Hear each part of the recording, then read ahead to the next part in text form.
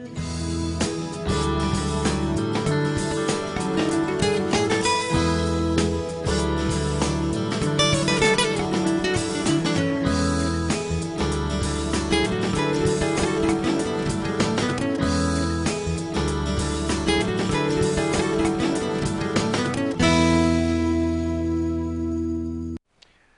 वालेकुम, खुशामदीद, सुबह खैर तमाम देखने वालों को। प्रोग्राम का नाम है गुड मॉर्निंग कराची और मेरा नाम है मोहम्मद यासर। नाज़रीन, प्रोग्राम में मुख्तलिफ हवालों से गुफ्तगू की जाती है और हमेशा बात दोहराता हूँ कि अवामी मसाइल हमेशा ज़ेर बहस आते हैं और आने चाहिए, क्योंकि एक आम आदमी की बात करना इस वक्त सबसे ज़्यादा ज़रूरी है। बाकी जो दीगर मौज़ूआत हैं उसके ऊपर हमें मौका मिलता है प्रोग्राम्स में बात करने का।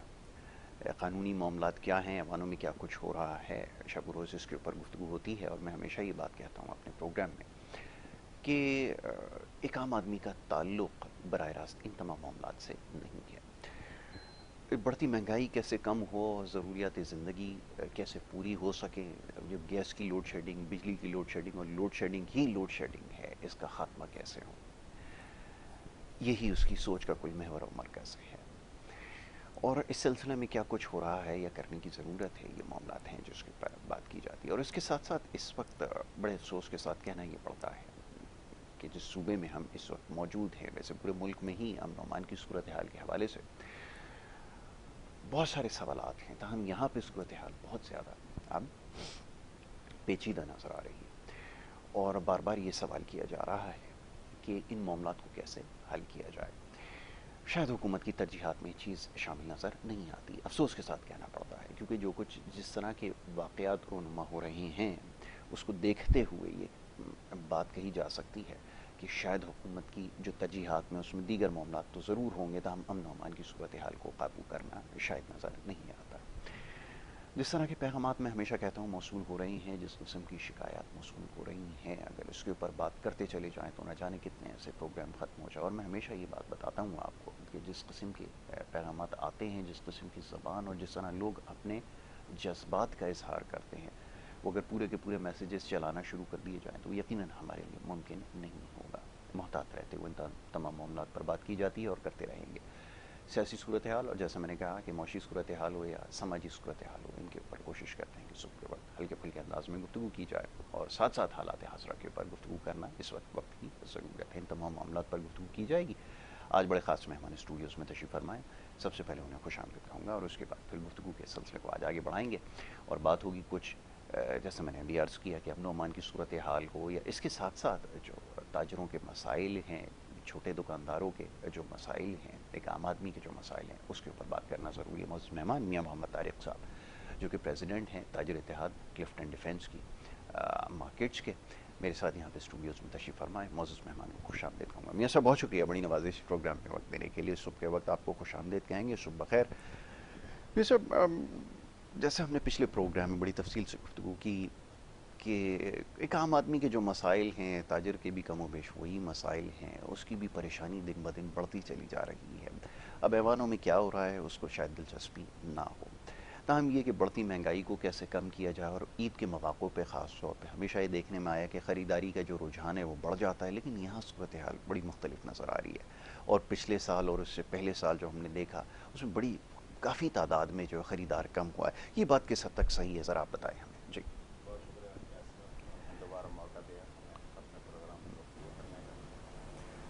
मेरे ख्याल तक काफ़ी मसाइल तो आपने बयान कर दिए। जी तो यासर साहब, बात यह है कि महंगाई का जो आलम है, इसकी वजह से आप यकीन जाने ख़रीदारी तो रही नहीं है। बिल्कुल।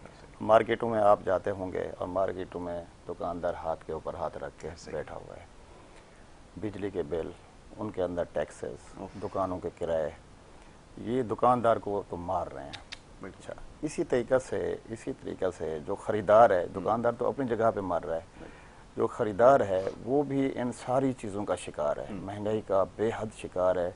घर में उसका घर का बजट भी पूरा नहीं हो रहा तो वो मार्केटों में जाके शॉपिंग कैसे करेगा।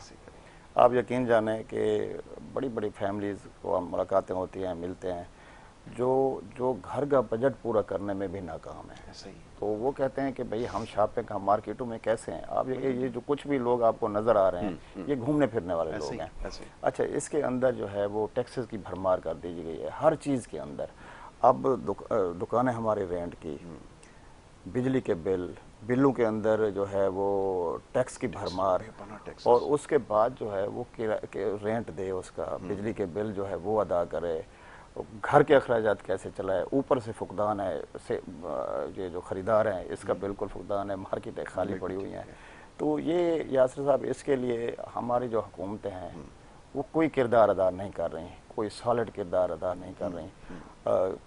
आम आदमी के लिए, ताजिर बिरादरी भी तो एक हमारे जैसे आम जैसे एक कौम है, उसके लिए जैसे कोई सोच होती है, रोड मैप होता है, हुकूमत बिल्कुल ये देने में कासिर है। मैं आपको एक बात बताऊं, अब हमारे ज़्यादातर मुतवस्सित तबका या ये जो लेबर पार्टी है ये देहातों से उठ के शहरों में आते हैं। अच्छा, वहाँ उनको आसानी होती है, ज़रिया अजनास वहाँ उनको मुहैया होती हैं, दूध वगैरह उनको मुहैया होता है, और वो जब अपने पेट पूजा के लिए, रोज़ी के लिए वो शहरों में आते हैं तो आप यकीन जाने यहाँ उनको ये सारी चीज़ें मुहैया नहीं होती। बिल्कुल ठीक है, हर चीज़ उनको ख़रीदनी पड़ती है, ऊपर से उनका घर जो है वो रेंट के ऊपर होता है। प्लस जो तीसरी बात है वो ये है कि उनकी जो सैलरी होती है वो महदूद होती है। अच्छा, उस सैलरी के लिए अभी जैसे बजट आ रहा है, हुकूमत ज़रूर ऐलान करेगी कि भाई ये फिक्स कर देगी 60 से 70, लेकिन उसके लिए लेबर डिपार्टमेंट को फाल नहीं करते कि असल उनको फाल करना चाहिए उन, ताकि वो उसके ऊपर इम्प्लीमेंट करा सकें। बिल्कुल ठीक। वो ऐसा कुछ नहीं, और नाम की हद तक तो एक खुशी मनाई जाती है कि बजट के अंदर जो है ये लेबर अनाउंस हो गया, जो आम आदमी के लिए इसकी मखसूस ये मख्तस कर दी गई, ये 60,000 मिलेंगे। आप यकीन जाने वो भी नहीं मिलते उनको। अच्छा, ये ज़्यादातर तबका है जो हमारे मुख्तलिफ देहातों में चल के शहरों में आता है, तो वो आके वो ज़्यादा परेशानी का सबब बन जाता है। उसको अगर 30 फिक्स जो हुकूमत की तरफ से उस वजह से कि आपको 60,000, मिसाल दे रहा हूँ आपको, लेकिन वो उसको 20,000 30,000 जो लोगों के उसके ऊपर इम्प्लीमेंट कराने वाला कोई नहीं है। कोई इस तरीके से महंगाई ये में हमारे मार्केटों में जो आम लेबर तबका है वो 20,000, भाई ये लेबर डिपार्टमेंट का काम है कि वो उसके ऊपर इम्प्लीमेंट करें और उनको वो चीज़ मिलनी चाहिए। वो जो है कतन जो है वो कासिर है इस वजह से, महंगाई इस वजह से बढ़ती है। साहब, आपकी बात से मुत्तफिक हूँ बिल्कुल 100% के ये फैसले तो कर दिए जाते हैं कि जी फलाना को रिलीफ मिलेगा, 30,000 से बढ़ाकर हो सकता है कि 35,000, 35 से बढ़ा के 40 भी कर दें। तो हम सवाल ये पैदा होता है कि यहाँ पे बिजली के बिल का भी जैसे मियां साहब ने तस्करा किया कि 30,000, 40,000 तो सिर्फ बिल की मद में ही आ रहे हैं। अब छोटी दुकान का कितना बिल है इसका भी आपको अंदाज़ा हो जाएगा कि कम से कम बिल कितना आता है। अब आप उस पर ये अंदाज़ा लगाइए कि अगर वो चीज़ों की कीमतें ना बढ़ाए तो फिर कैसे मामला आगे चलेंगे। और फिर दूसरी तरफ ये कि फिर जब ख़रीदार ही उसकी जो सकत है वो ख़त्म होती जा रही है तो कैसे फिर ये मामला आगे बढ़ेंगे, ये बड़ा एक आम सवाल है।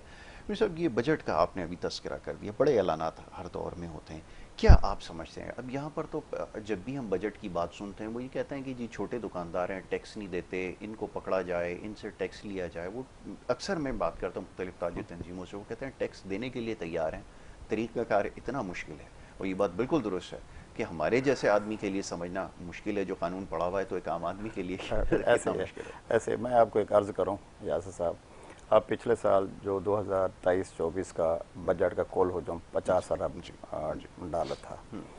अच्छा, उसके अंदर जो है मैं आपको बताऊं, अखराजात का जो वो था वो 13 कुछ था और आमदनी 12.24 इस तरह अरब है। अच्छा, उसमें जो हमारा दिफाई बजट रखा गया वो 18.4 के करीब है। अच्छा, मैं थोड़ी सी यहाँ पर गुजारिश करूँगा कि ये जो दिफाई बजट है, हालांकि पिछले 2022-2023 के उससे 15.2% इजाफा किया गया उस वक्त जबकि हमारा मुल्क माली बहरान मुश्किलात का शिकार है, फाइनेंशियली तौर पर डिफ़ॉल्ट होने के करीब है, तो यहाँ दिफाई बजट में इजाफा कर दिया गया। अच्छा, तो ये इसकी ज़रूरत नहीं थी, इसकी ज़रूरत नहीं थी।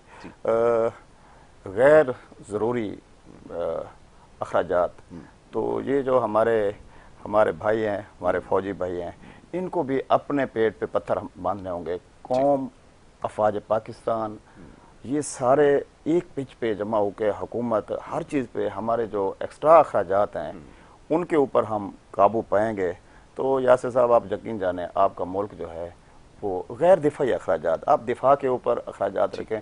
फिलहाल जब तक मुल्क माशी बहरान का शिकार है, जब मुल्क मईशत खड़ी हो जाती है, सारी चीज़ें ठीक हो जाएं, फिर हर एक को जो जो हिस्सा है वो मिलना चाहिए। लेकिन ये जो वक्त है, मैं आपको संजीदगी से बताऊं, ये वो वक्त है कि इस वक्त मैं आपको बताऊं, हज़रत उमर फ़ारूक रज़ी अल्लाह तआला अन्हु के दौर में फ़ौज की बुनियाद रखी गई। आप हज़रत खालिद बिन वलीद जर्नल थे उनकी, उसके हुआ क्या कि एक शेर ने शायरी पढ़ी तो उन्होंने कुछ सिक्के उठा के उनको दे दिए, तलबी हो गई, हथकड़ियों के साथ पेश किया गया उनको और कहा गया कि भाई आपने बगैर उसके उनको ये कैसे दे दिया, अपनी स्वाबदीद पे ये आपने कैसे दिया, और उनको उससे हटा दिया गया। अच्छा, उस एक ना वही फौज थी और सुपर पावर को उन्होंने शिकस्त दी, तो कितनी एक यानी उसमें हो गया, उन्होंने सुपर पावर को शिकस्त दी। तो इस तर्ज अमल पे हम चल के मुल्क जो है हमारा तरक्की, इस्लामी मुल्क है, इसमें हमने देखें, मैं आपको बताऊं, कौम को हमने खुद भी देखो हम, मैं आम आदमी हो के मैं बात कर रहा हूं, मेरी समझ में आ रही है, तो हमारे हुकूमतों की या ये जो सरबराहन है इनकी समझ में क्यों नहीं आ रही। आपने बेनज़ीर इनकम सपोर्ट में, आपको पता है पिछले साल जो है वो कितना पैसा रखा, 4 खरब रुपए, 4 खरब रुपए आप रख रहे हो बेनज़ीर, उसमें आप दे रहे हो, किसको क्या फ़ायदा हो रहा है? नथिंग, कुछ भी नहीं। आप जो है उल्टा भिखारी बना रहे हो, कौम को भीख दे रहे हो, भिखारी बना रहे हो। आप 10 लाख रुपए पर हेड आप दे दें, 45 लाख लोगों का आप भला कर सकते हैं। 10 लाख रुपए देखो, उनको कारोबार करें, वो मईशत के अंदर आपकी रीढ़ की हड्डी साबित होंगे, वो काम करेंगे, आपका मुल्क उठा देंगे। क्या आप ये सोच नहीं है कि जो 4 खरब आप रख रहे हैं उसमें जो है करप्शन होती है, उससे चीज़ें खराब होती हैं। वही आप 10 लाख अगर पर एक साल में 45 लाख लोगों को आप जो है रोज़गार दे सकते हैं। ये सारी चीज़ें ये ऊपर की सतह पे बैठ के उनको सोचनी चाहिए, और ये बजट को जो है वो अच्छे से अच्छा उसको बनाना चाहिए। गरीब आदमी के लिए सोचना चाहिए, मुतवस्सित तबके के लिए सोचना चाहिए। आपको पता है मुतवस्सित तबका, गरीब तबका, वो भी बेचारा टैक्स दे रहा है। बिल्कुल। हुआ क्या कि पिछले दफ़ा इन्होंने तनख्वाहें बढ़ाई इसके सरकारी मुलाजमिन की, 30 से 35% तनख्वाह बढ़ा के उससे आसपास इन्होंने इनकम टैक्स लगा दिया। वो नाम की रह गई, वो खुशी उधर की उधर उनकी रह गई। तो ये सारी चीज़ें इनके ऊपर कंट्रोल होना चाहिए। जब आप सैलरी पेशा गरीब आदमी मुतवस्सित तबके के लिए आप सोचते हैं, उनको उठाते हैं, वो आपके पूरे मुल्क को उठा देंगे। बिल्कुल ठीक है, बड़ी अच्छी बात आपने कही है कि सबसे पहले तो अखराजात को कम करने की ज़रूरत है। बिल्कुल माकूल तजवीज़ है।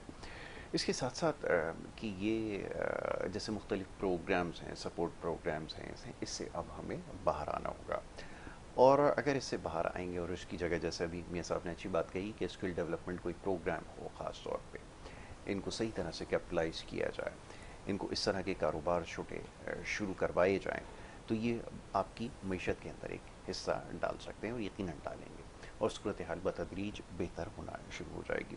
तो बहरहाल ये इस वक्त सबसे ज़्यादा ज़रूरी है कि अखराजात को अपने महदूद किया जाए, जैसे हमारे मौजूद मेहमान ने फरमाया। इसके साथ साथ अब आपके पास एक माहौल भी होना चाहिए। देखें, ख़रीदारी के लिए जब ग्राहक आता है दुकान के अंदर, तो बहुत सारी ऐसी चीज़ें हैं जिसके बारे में वो सोचता है कि ये मुझे मिलेगी, साफ़ जगह हो, अच्छा माहौल हो, ये सारी चीज़ें हों, फिर ऐसी जगह हो कि जो मैं अफोर्ड कर सकूँ, ये सारी चीज़ें, उसका भी होना ज़रूरी है। अब ये हुकूमत की कितनी ज़िम्मेदारी है कि वो ऐसा माहौल दे, जैसे मैंने अभी अमन अमान के हवाले से बताया कि इस वक्त बड़ी क्रिटिकल सिचुएशन। देखें, अमन अमान की जो सूरत हाल है यासिर साहब, इसमें सबसे बड़ी जो वजह है वो बेरोज़गारी है। मैं आपको सच्ची बात, बिल्कुल सही कहा।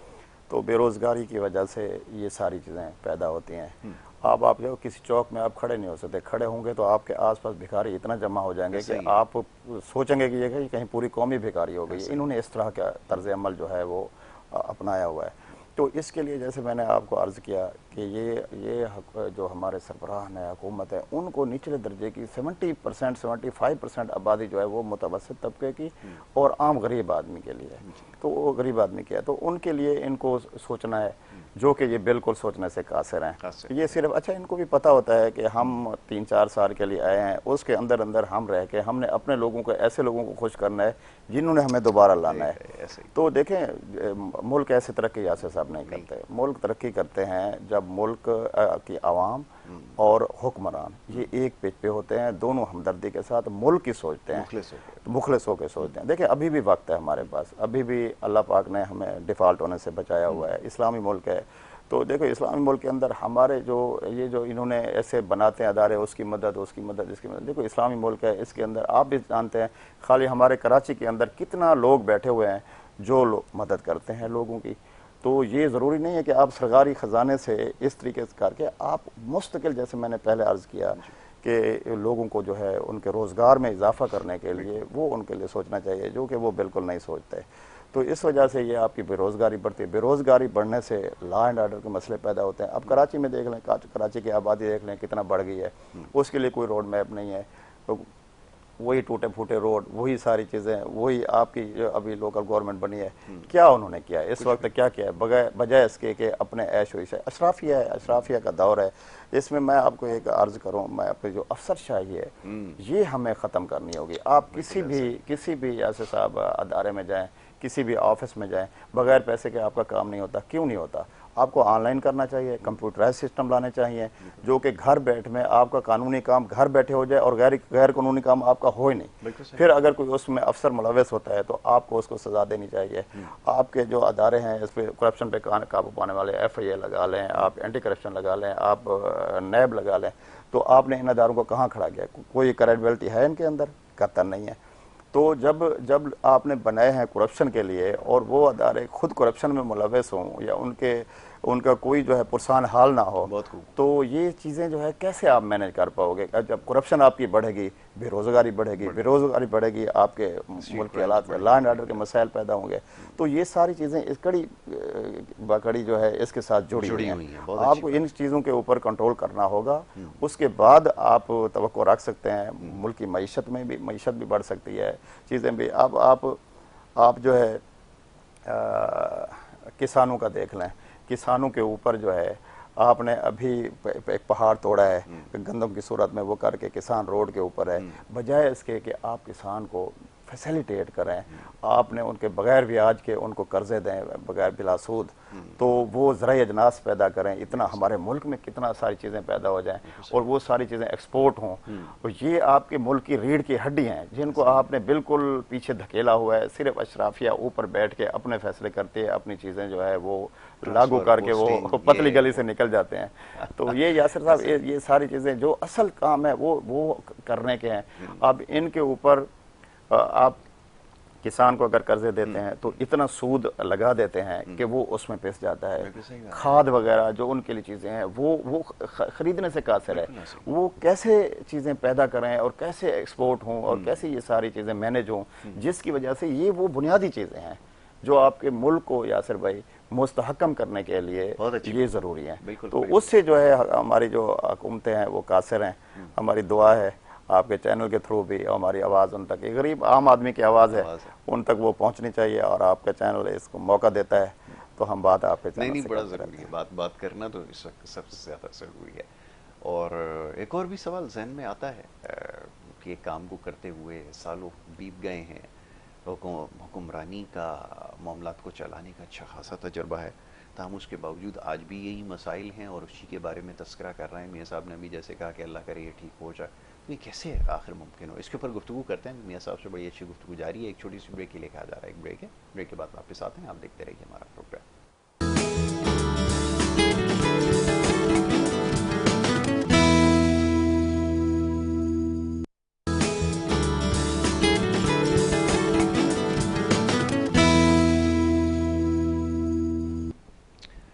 प्रोग्राम एक दफ़ा फिर आपको खुशामदीद कहेंगे। ब्रेक पे जाने से पहले गुफ्तगू जारी थी। मियाँ मोहम्मद तारिक साहब तशरीफ़ फरमा है और उनसे हमारी गुफ्तगू हो रही थी मुल्क की इस वक्त जो मौशी सूरत हाल है इस हवाले से, और खालिसतन एक आम आदमी के जो मसाइल हैं उसके हवाले से गुफ्तगू कर रहे थे। बड़ा ज़रूरी है क्योंकि अब बजट की आमद है। मैं हमेशा ये बात दोहराता हूँ कि लोगों की परेशानियाँ दो चंद हो जाती हैं बजट आने के बाद। और अब तो सूरत हाल ये है कि हर 15 दिन के बाद एक बजट जो है वो पेश किया जाता है। और जब पेट्रोल की कीमतों में इजाफा होता है, अभी हालिया दिनों में तो इसमें कमी वाक़ हुई है, थोड़ी ही सही ताम हुई ज़रूर है, वगैरह ना। हर 15 दिन के बाद इसमें इजाफा होता चला जाता है और जैसे ही इजाफा होता है एक आम आदमी की परेशानियों का सिलसिला मज़ीद बढ़ता चला जाता है। तो यही मामला ज़ेर बहस है। ये साहब, अब बजट का पहले एक हुआ करता था, किसी ज़माने में बजट आ रहा है जी, लोग बड़ा परेशान होते थे कि जी कीमतों में इजाफा होगा, महंगाई हो जाया करती थी, एक आध रुपया किसी चीज़ में बढ़ भी जाया करता था, पेट्रोल में भी एक आध रुपया बढ़ जाया करता था, ये चंद पैसे बढ़ जाया करते थे। आज तो सूरत हाल बिल्कुल मुख्तलिफ है। 15-15, 20-20, 25-25 रुपये बढ़ा दें, बिजली के ऊपर यूनिट बढ़ाते चले जा रहे हैं, महंगाई होती चली जा रही है, कोई इनका पूछने वाला नहीं। दूसरा ये कि मार्केट के हवाले से, जैसे मैंने कुछ देर पहले भी कहा, वो टैक्स नहीं देते, इनको पकड़ो।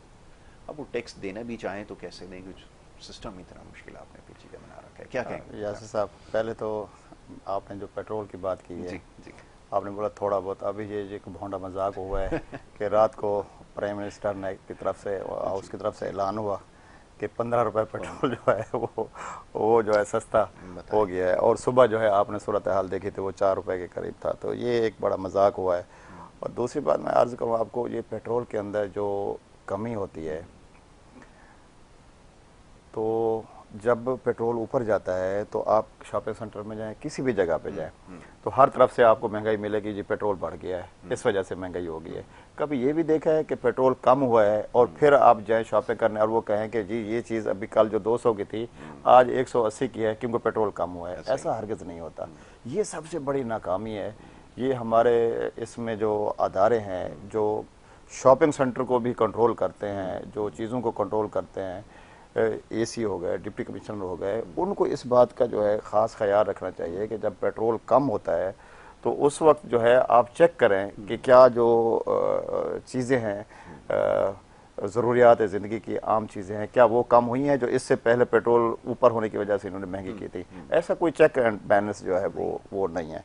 और दूसरी बात आपने जो फरमाई है बजट के अंदर, वक्ती तौर पर तो ये कुछ चीज़ें ऐसी कर देते हैं जिससे ऐसे नज़र आता है कि कुछ अच्छा कौम के लिए उन्होंने अच्छा पैकेज दिया है, लेकिन उसके बाद एक मिनी बजट आ जाता है और वो सारी की सारी चीज़ें रिवर्स हो जाती हैं। अभी तो खैर बजट हम बना भी नहीं रहे। हकीकत जो ये है कि कोई पाकिस्तान के, अभी IMF बजट एक बच्चे से लेकर आम आदमी बड़े तक सबको पता है कि बजट इस वक्त कौन बना रहा है।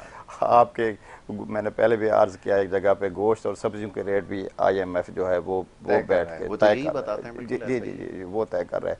इम्पोर्ट हमारी ख़त्म हो गई है, एक्सपोर्ट हमारी ख़त्म हो गई है। इम्पोर्ट के ऊपर जो है वो ज़्यादा सारी चीज़ें इन्हसार है, उससे डॉलर हमारा बाहर जा रहा है। मुल्क की मईशत जो है बिल्कुल दिन ब दिन नीचे जा रही है। इसमें सारी अदारे जो हैं मुल्क के सलामती के मुखलिस अदारे कोशिश तो कर रहे हैं, लेकिन जो हमारी सियासी हुकूमतें हैं वो उनके अंदर जो है एक तब्दीली आनी चाहिए।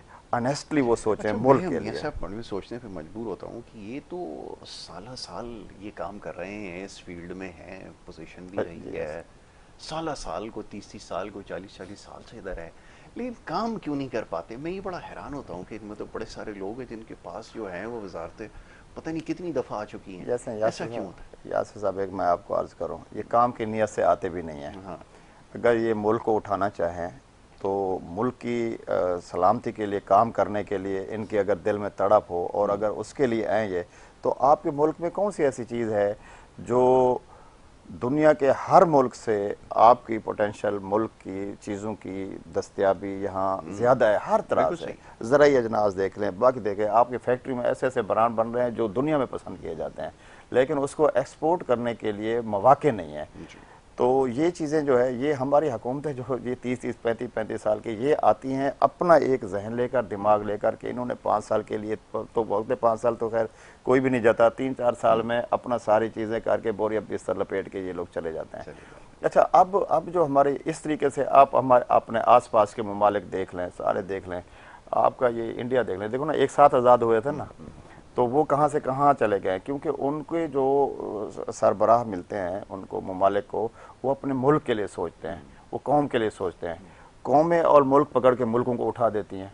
छोटे छोटे मुल्क है। बांग्लादेश हमसे आगे निकल गया है, अफगानिस्तान अभी देखो ना, अभी लोग दुनिया ने उसको कबूल भी नहीं किया, फिर भी उसकी जो है वो मईशत जो है वो अच्छी जा रही है। और सिंगापुर देख लें, यूएई की मैंने पहले भी आपको मिसाल दी थी, अर्ज़ की थी। तो वो ये सारे के सारे उनके छोटे छोटे चीज़ें हैं, उनको वो यूटिलाइज करके उन्होंने अपने मुल्क जो है मजबूत कर लिया है। तो आप जो फरमा रहे हैं इसके कि हमारे मुल्क इसके देखो आज भी वक्त है कि आपका मुल्क बाकी है, ये इस्लामी मुल्क है, अल्लाह ताला का ख़ास इसके ऊपर करम है जिसकी वजह से ये मुल्क चल रहा है, और हम सब इसके बाशिंदे हैं, इस मुल्क में रहने वाले लोग हैं। हमें मुल्क की सलामती के लिए सोचना चाहिए, मुल्क के लिए दुआ करना चाहिए, मुल्क के इस्तेकाम के लिए सोचना चाहिए। ये आम आदमी सोच रहा है, गरीब आदमी सोच रहा है, मुतवस्सित तबके का आदमी सोच रहा है, लेकिन जो अशराफिया है, जो ऊपर हमारे सरों पर मुसल्लत हैं, वो इसके लिए नहीं सोच रहे। उनको सोचना चाहिए और उनको सोचने पर मजबूर करना चाहिए कि जो हमारे मुल्क की सलामती के अदारे हैं उनको मोटिवेट करना चाहिए, उनको कि आप मुल्क के लिए सोचें। जो भी इनका एक जत्थे की सूरत में आता है और नवाजते हैं ये अपने लोगों को बड़ी बेदर्दी के साथ। हम देख के जो है बहुत आम आदमी के दिल में तकलीफ होती है। वो सारा दिन मेहनत करता है, दुकानों पे, रोड पे तिजारत करता है, सब कुछ करता है, और उसका सब कुछ ही करप्शन की नज़र हो जाता है। क्यों? करप्शन के ऊपर कोई इनका वो नहीं है कि आप करप्शन, किसी दफ्तर में पहले भी अर्ज की थी, कहीं पर जब हम जाते हैं करप्शन के अलावा कोई काम आपका नहीं होगा। जब उनके दो बंदे बाहर खड़ा हो, उनकी जेब में कुछ डालेंगे नहीं, आपका काम हो जाएगा। आपका कानूनी काम नहीं होगा और गैर कानूनी पैसों से हो जाएगा। तो जो ये चीज़ इनके ऊपर कंट्रोल करना ज़रूरी है। आप इनके ऊपर कंट्रोल करेंगे, करप्शन के ऊपर कंट्रोल करेंगे, आप यकीन जाने आपका मुल्क उठ जाएगा। आप सोच नहीं सकते कि ये हमें पता है, आम आदमी को पता है, दुनिया में है। आप घर में बैठ के जो है वो सारी चीज़ें, जैसे मैं अर्ज की, पासपोर्ट बनवा लें, सारी चीज़ें, आप वहाँ जाकर लाइन में खड़े हो जाते हैं। जो वहाँ से अंदर से बंदा निकल के आते हैं, कहते हैं भाई आप 15 दिन चक्कर लगाते रहोगे और कुछ भी नहीं होने वाला, आप लो हमें 5,000 25,000 जो भी उनका होता है वो आप दे दें, आपको 2 दिन में काम हो जाएगा। अच्छा, ये पैसा नीचे से लेकर फिर ऊपर तक जाता है, सबको पता होता है कि ये चीज़ हो रही है, सबको पता। तो भाई जब तक ऊपर से नीचे से ऊपर, ऊपर से नीचे तक आप इसके ऊपर कंट्रोल नहीं करेंगे, अच्छे लोग नहीं बिठाएंगे, ये अफसरशाही, इनके सवाबदीद इख्तियारात ख़त्म होने चाहिए। इनको सिर्फ और सिर्फ और सज़ा होनी चाहिए। जो गलत काम करे करप्शन में, आप सिर्फ करप्शन पे ही काबू पा लें।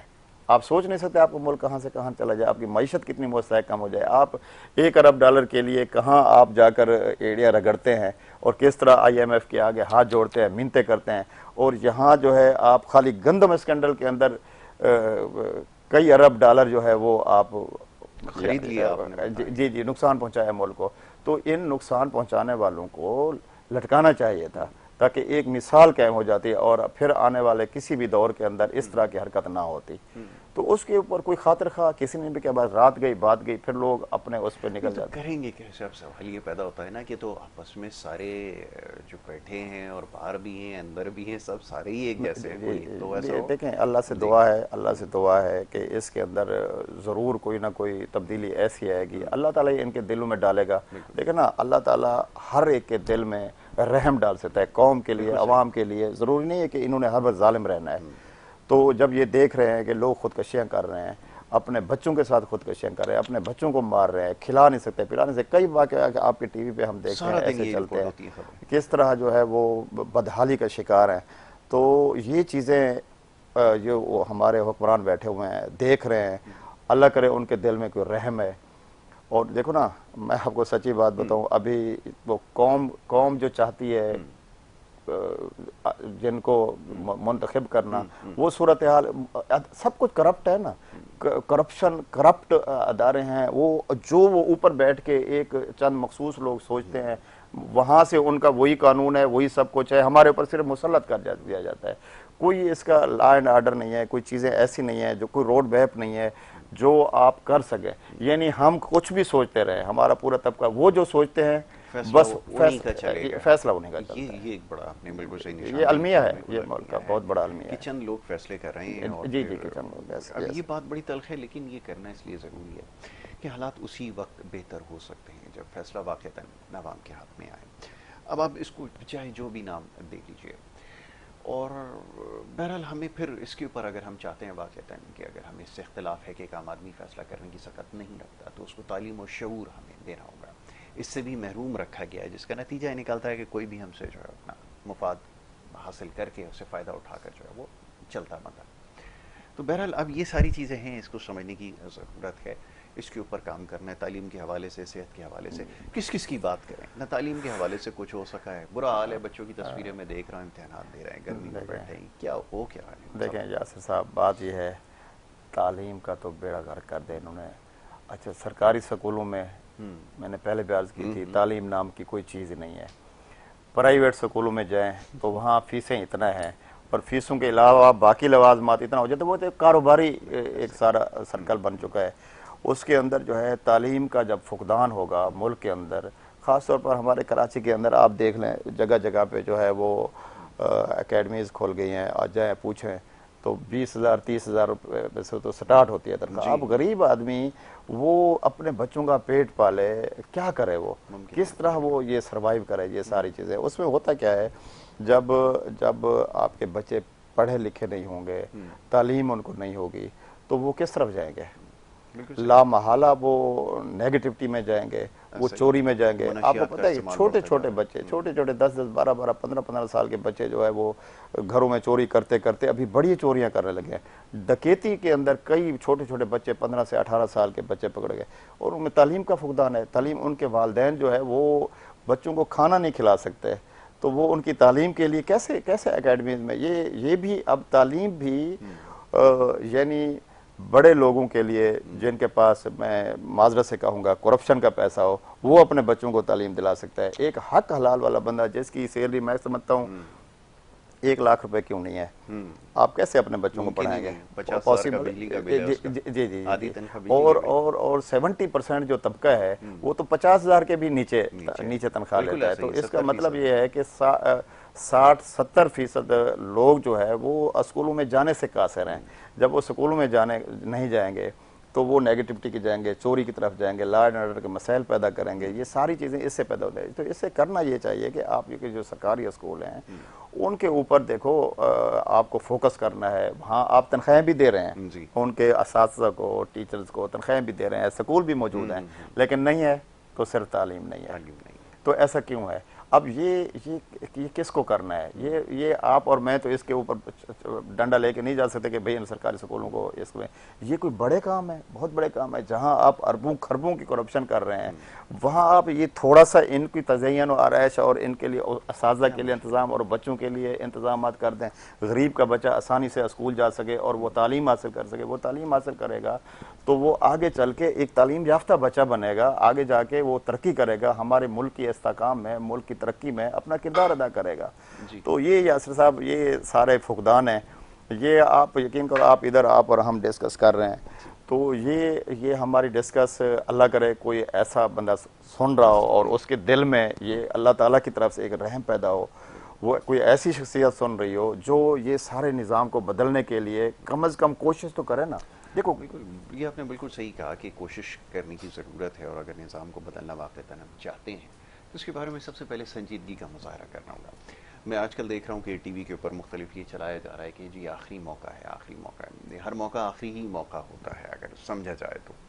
बहरहाल, लेकिन क्योंकि माजी में जो कुछ हुआ है उससे सबक नहीं सीखा, ऐसा इसलिए कहना पड़ता है कि जो कुछ हम देख रहे हैं, जिस तरह के वाक़यात रूनुमा हो रहे हैं, और जो तर्ज़ सियासत है उसमें भी कोई तब्दीली नज़र नहीं आई, तो फिर ये कहने पे मजबूर हैं कि अब इसके बाद आपको मौका फिर मिल ही जाएगा, यकीनन मिलेगा। ऐसा तो नहीं है कि ये मौका आखिरी मौका हो। हम ये कि उसके बाद भी कुछ होने वाला नहीं है, और ये जैसे भी बात हो रही थी कि अवाम का अगर फैसला हो तो फिर सूरत हाल में बेहतरी हमें नज़र आ सकती है। बहरहाल, अभी बहुत कुछ होना बाकी है, हर जगह पर, हर सतह पर बहुत कुछ होना बाकी है। और इनफरादी सतह के ऊपर क्या हो सकता है, अब ये भी एक बड़ा अहम सवाल है कि एक जो इनफरादी शख्स है उसकी क्या जिम्मेदारी है, वो अभी तक नहीं समझ सका है कि हमारा अपना क्या किरदार होना चाहिए माशरे की बेहतरी के लिए। क्योंकि ज़ाहिर है तालीम नहीं है, उसका कहत है, तरबियत नहीं है, शऊर नहीं है, आगाही नहीं है। जो कुछ सीखने को मिल रहा है वो भी सोशल मीडिया की मरहून मिन्नत है, व्हाट्सएप ग्रुप्स की वजह से ही जो कुछ मिल रहा है वो सीख रहे हैं, और फिर लोग इस बात कर रहे हैं।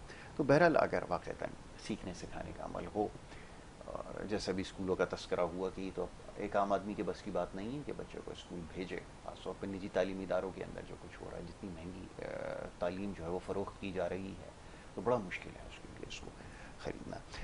अब ये सब जैसा भी आपने निशानदेही की कि ये सोचना पड़ेगा, संजीदगी का मुजाहरा करना पड़ेगा। मैं बड़ा हैरान होता हूँ इतना कुछ हो जाने के बाद भी ये संजीदा नहीं है। मैं और आप बैठे हैं, अल्लाह का शुक्र है, अल्लाह ने सब कुछ दिया हुआ भी है, लेकिन उसके बाद भी सोचते हैं कि कैसे गुजर बसर होएगा आम आदमी की। हम जब सोचने पे मजबूर हो जाते हैं, अल्लाह ने इतना हिस्स दी हुई है, तो ये क्यों ये सारे मामलात नहीं सोचते। मैं हैरान होता हूँ कि इसको ख्याल आ ही जाना चाहिए अब तो, क्योंकि मैं हमेशा कहता हूँ कि ज़िंदगी एक किस्सा बड़ा मुख्तसर है।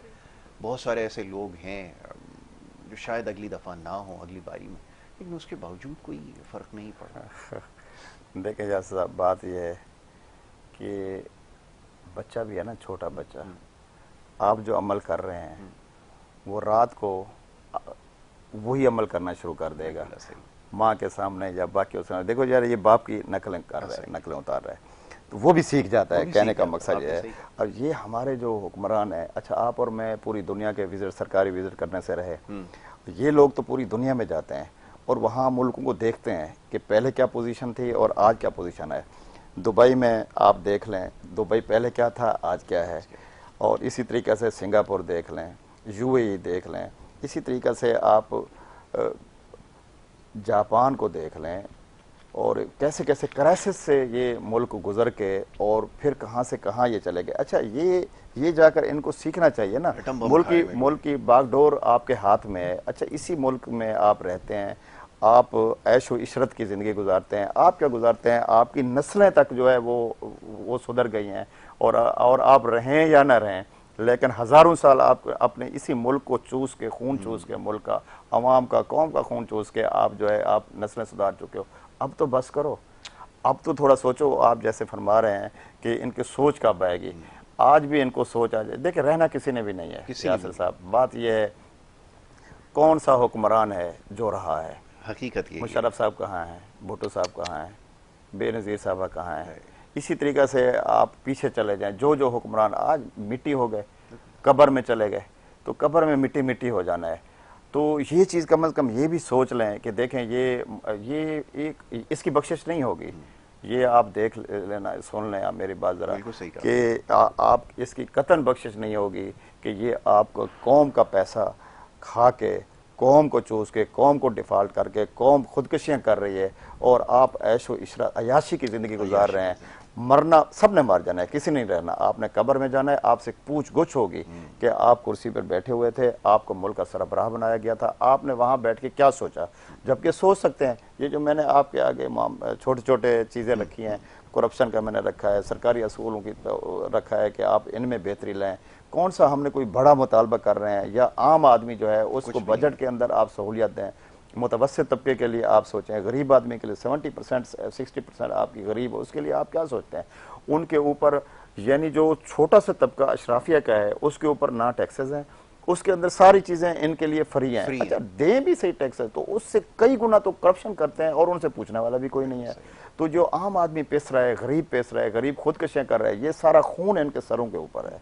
मैं आपको क्लियर बता दूं कि ये रोज़ खुद, क्योंकि ये हुक्मरानों का काम होता है कि पहले जो हमारे हुक्मरान खलीफा गुजरे हैं, रात को सोते भी नहीं थे, गलियों में घूमते थे कि कोई कुत्ता भी भूख से मर जाए तो पूछ गुछ उन हुक्मरानों का ये हमसे होगी। तो यहाँ तो कौम मर रही है, लोग मर रहे हैं, अवाम मर रही है, तो इनको किसी किस्म का कोई ख्याल नहीं है। जो आप फरमा रहे हैं कि ये इनको सोच कैसे आएगी, देखें, पूरी कौम को अल्लाह से दुआ करनी चाहिए।